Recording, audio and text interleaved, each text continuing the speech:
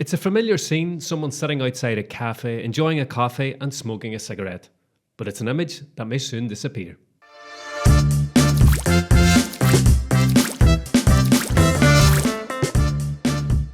Hello and welcome to Filling the Sink, a podcast from Catalan News. My name's Lorcan Doherty, and today we're talking about Spain's new smoking law. Coming up today, we'll be hearing from public health experts, including Catalonia's health secretary, on why the law on smoking needs changed. The organisation Spain Nightlife outlines their concerns over one of the most talked about aspects of the legislation, a smoking ban for café, bar and restaurant terraces. And we'll hear what the people on the streets of Barcelona, smokers and non-smokers, make of it all too.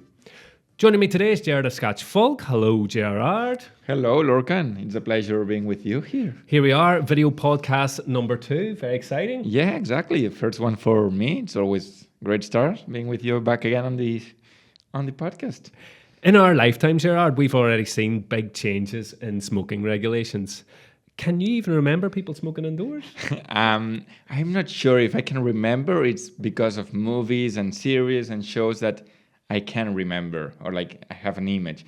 But the thing is that in Spain, the first major smoking ban took place in 1988. So it's been a while already. And they banned smoking next to schools, at hospitals, and even advertising, or smoking advertising was banned on TV. And later on in 2006, early 2005, that's when the law was drafted and was passed, and 2006 when the law came into action, Spain banned smoking indoor or at indoor in workplaces.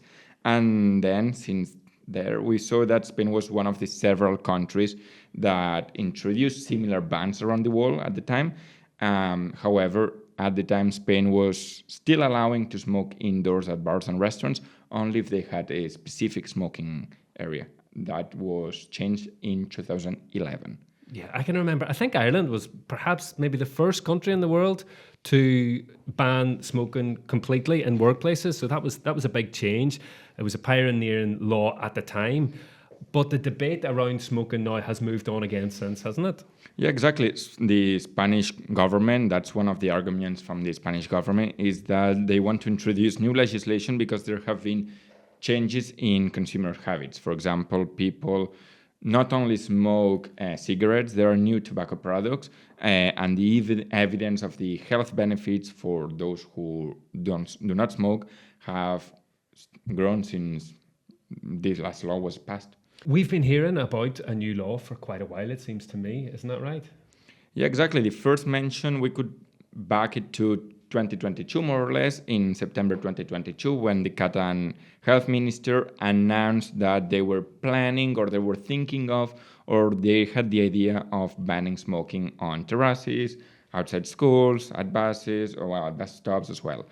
However, it was back in only just a few months ago, back in May 2025, when the Spanish health minister said that they were preparing a draft on this new law. And recently in September, that's when the Spanish government approved a pre-draft or a draft law that then will have to go through all the different councils to see if it ends up being a law or not.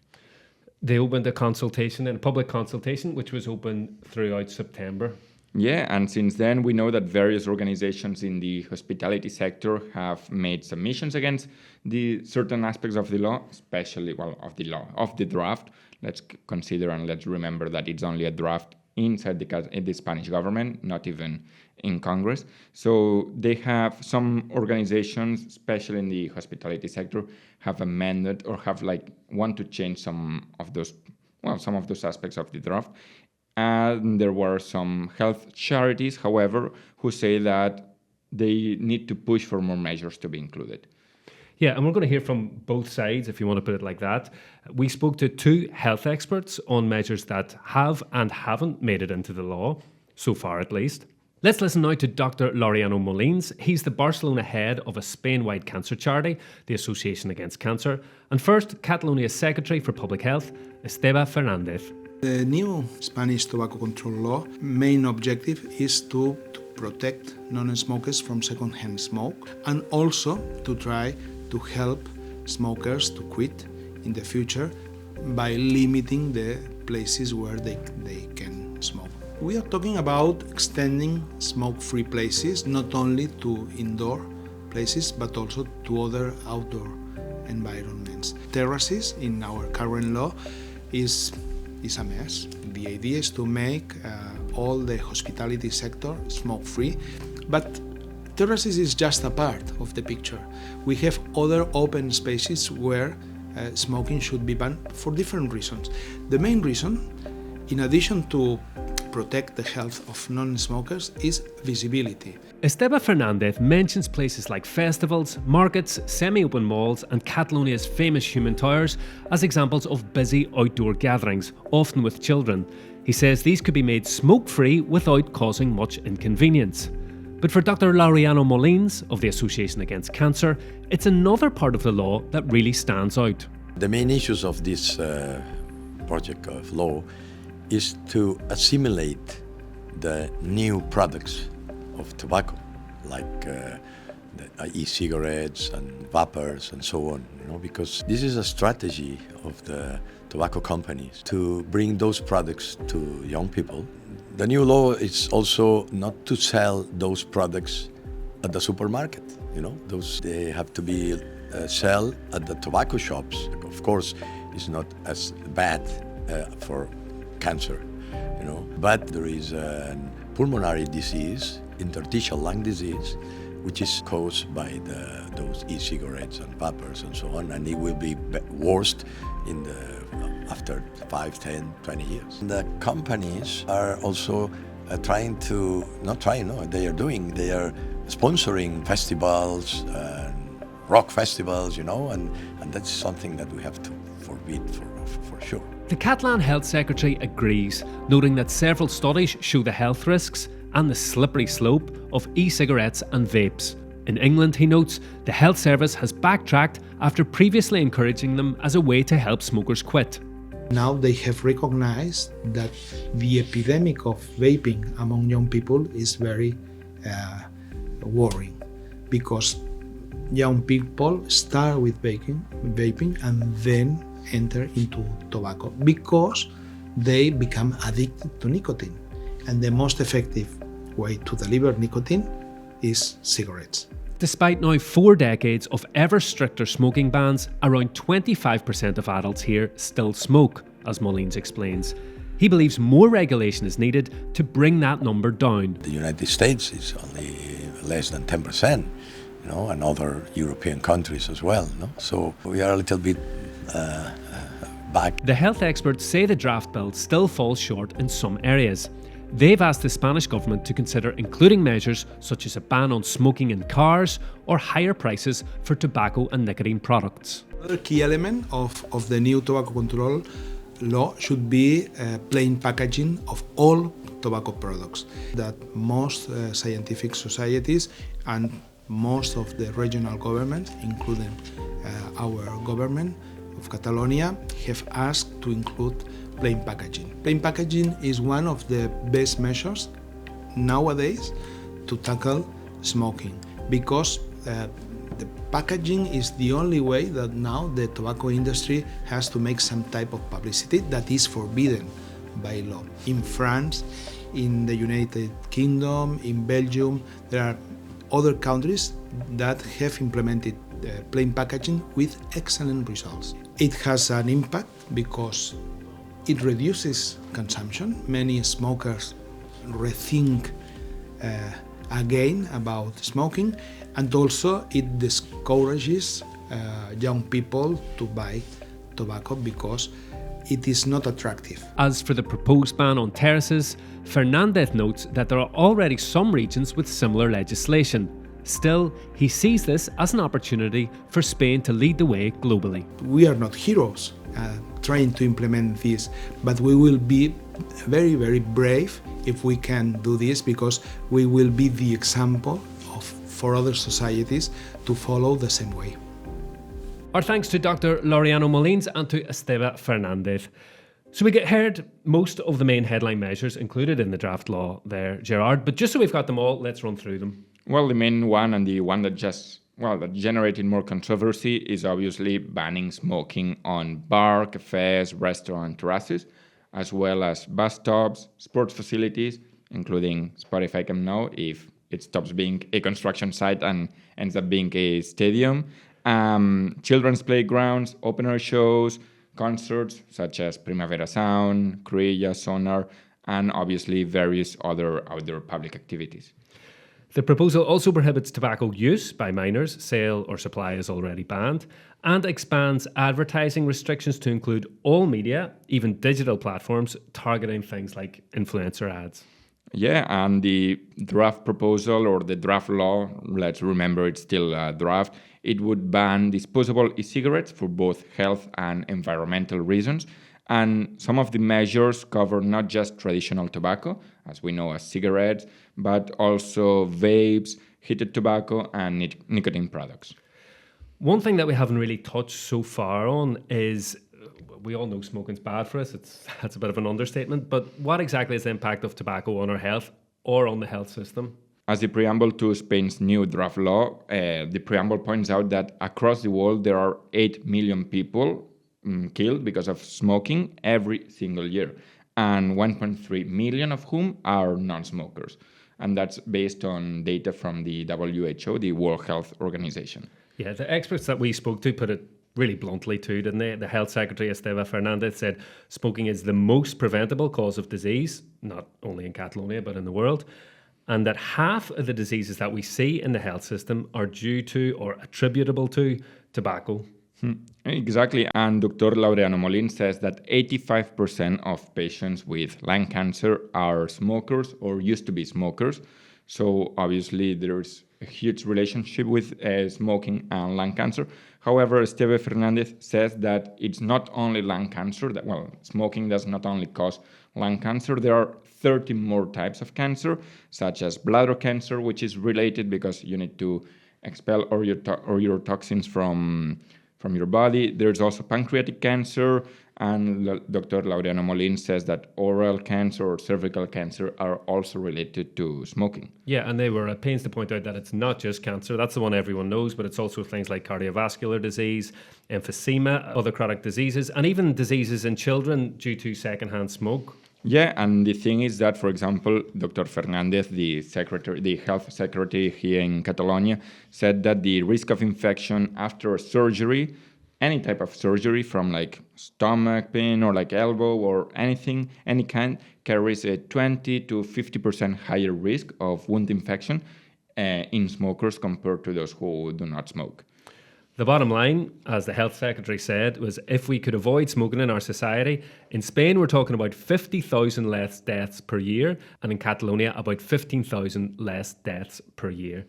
They also pointed out the importance not just of bans, but of education and information campaigns alongside them. Exactly, because for them, both of them believe that information is essential, and they just put as an example how society has evolved since the first smoking law in 1988 to 2025.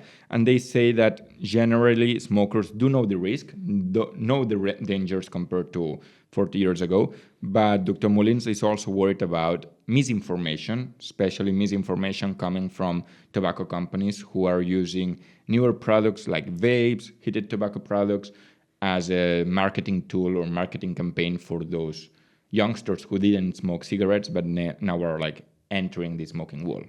And you put a question to Dr. Molins that he really liked. He thanked you for it. Could it be that smoking is more common in Spain because it's cheaper than in other countries? Yeah, he was very happy. In fact, it was something that Dr. Molins told me, but Dr. Esteve Fernández also mentioned to both of us after the interview, is that for them, it's absolutely demonstrated that when the price of cigarettes increases, consumption goes down. He gave as an example the UK, for example, and many places. And for him, for Dr. Molins, it's a pity or a shame that the highest earning tobacco shops in Spain are not located in Barcelona or Madrid. They are in La Jonquera, next to the border between, the Spanish-French border, because obviously for all the French nationals, they just cross the border They buy tobacco half the price from France and they go back home. You can see it in airports as well. Anytime I fly home, the duty free is always full of cigarettes as well. We haven't really talked about the opposition to the law, but there has been plenty, hasn't there, Gerard? Yeah, and the most striking thing is that the main opposition doesn't come from outside of the government or the Spanish government, it comes from inside the Spanish government, because we see the health ministry and the finance ministry facing each other because obviously taxes are a huge part of the cigarette pack. For example, in Spain, the Spanish ministry earns over 7 billion euros each year, billion with a B. So just in taxes. Then externally as well, there's big opposition, obviously from the tobacco sector, as you would expect. Yeah, in Spain, the Mesa del Tabaco, or the Spanish Tobacco Industry Association, has accused the health ministry of lacking, and I'm quoting, data-driven and evidence-based approach. And they are also calling for a rigorous analysis of the economic impact that this law could have in the sector. Another example is the Freight Transport Employers Association, which I was surprised when I first heard about it, is because they registered their objection to the draft law because they say that the measure would prohibit transport workers from smoking in their vehicles, and they believe this law or this draft law is disproportionate. This is truckers, basically, isn't it? The most controversial aspect of the law isn't how it affects truckers, though. It's very much banning smoking on bar, café, restaurant terraces. We've had already said it before, but we can repeat it because it's what people are talking about. This law is linked to this ban, and this is what the hospitality sector especially is very much against. To find out more about their position, we spoke to Joaquim Boadas. He's the General Secretary of industry bodies like FECASARM and Spain Nightlife. Yes, and we also took to the streets to ask people their opinion on the smoking ban on outdoor terraces. Let's see what they had to say. I'm against banning smoking on terraces, this long-time smoker told Catalan News. We are outside after all. I wouldn't like if they banned smoking, as I'm a smoker, and I like sitting on terraces, smoking and drinking coffee, she said, while drinking a coffee and smoking a cigarette. A favor. I'm in favor, a woman in a park told us. When people smoke on terraces, they do not consider the people around them. It's a little bit selfish to smoke on terraces, as there can be children or people who don't like the smoke, she added after we interrupted her chat with a friend. Because we think that it's disproportionate and it will cause many problems to our sector, to our members. My name is Joaquim Boadas de Quintana. I am the General Secretary of FECASARM, the Federation of Hospitality, Restaurants and Nightclubs in Catalonia. Totalment a favor. When we asked Isabel, a smoker, what she thought of the law, she said she was completely in favor, as no one should have to inhale her smoke. Just as people got used to stopping smoking indoors, so they will stop smoking on terraces. When asked what smokers are going to do, she says, we'll get up and go somewhere where we won't annoy anyone, and we'll smoke less. They will approve this ban, but this won't reduce the consumption, because what people will do is to go to smoke to other spaces where there's no control, and this will produce noise and problems to the neighbors. A favor de que es prohibeixi, malgrat que fumo. Although I'm a smoker, I'm in favor of a ban, one man told Catalan News after lighting up a cigarette. He has been smoking since he was 18 years old, but agrees the government's position makes sense. Although, he adds, they claim it's for the good of our health, but there are other harmful products, such as alcohol, which are not banned. I no s'ho plantegen. They say that the tobacco in open air spaces causes problems to the people that is seated near these people smoking, and that's not true. This has no scientific support. This proposal proposed to ban the non-tobacco and non-nicotine products. And it's like surrealist, no? They say, because sishas without tobacco and no nicotine should be allowed not only in open air spaces but also in the interiors. I'm against, said a young man smoking outside Sands train station. He likes the feeling of drinking and enjoying a cigarette as long as you do not annoy nearby people, he said. Although he believes it will be difficult to enforce the law, as the owner will not be chasing offenders. People that work in our terraces will be like to do a enforce work, and this will bring conflicts with the client. So it's like it will be a problem for our locals. En contra. Walking around the neighborhood, we ran into Angel with some friends, all of them at a bar, and Angel was smoking while eating. He said he's against as terraces are designed to allow smoking in public spaces. He backs banning smoking indoors as people do not need to breathe someone else's smoke. But on the terrace, you're outdoors, he says, and smoke drifts away. Y no vas a molestar a la terraza al lado. In an open air space, it's very difficult to make someone understand that it's something harmful for the other people that is around, no? Because it's an open air space. So I think that we should be very careful when we approve something that is going to damage one big important sector for the tourism of the country and for the economy of the country. Thanks to Joaquim Boadas and everyone else who spoke with us. Gerard, everyone had a very firm opinion there, no? There was no one sitting on the fence. Yeah, exactly. We were surprised that there were some people smoking cigarettes, and when we asked them if they were in favor or against, they definitely were in favor of banning smoking on terraces. And there was a funny anecdote when we were interviewing a smoker. He just lighted up his cigarette, and suddenly someone else came and said, "Hey, can I have your cigarette while you're speaking?" And we were like, "What's going on?" So yeah, it was kind of interesting to speak with people.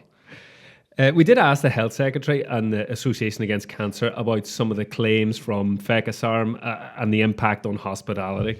Yeah, one of the main issues that FECASARM was pointing out is enforcement of the law, because their waiters or the staff that are like serving tables on the terraces will have to control that people do not smoke.